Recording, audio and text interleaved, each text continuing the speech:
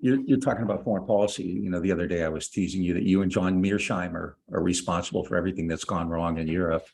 But there has been this really kind of, the Democrats have really circled the wagons, the NATO liberals, and, Scott and I have both been told we're pro-Putin and we're apologists.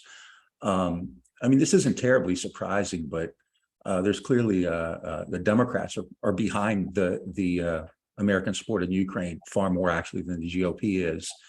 And I mean, where does this head? I mean, doesn't this kind of make things worse for progressive politics?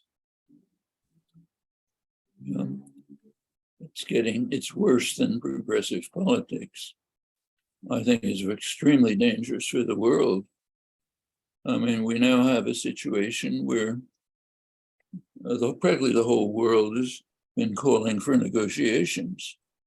The whole global South, even Europe, Germany, for example, about 3/4 of the population want to go for negotiations. U.S. is blocking it. Nothing gets reported much, but can find out a little.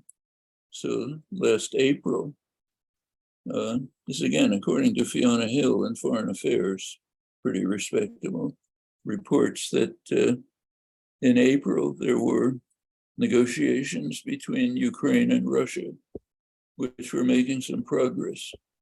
And Hill says, well, of course, they were blocked by the Russians.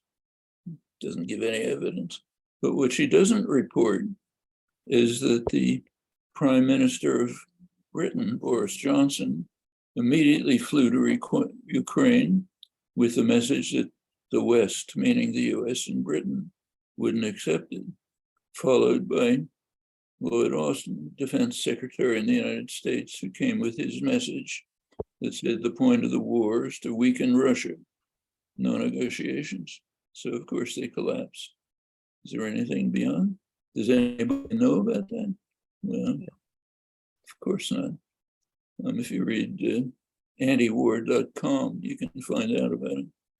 Free country. But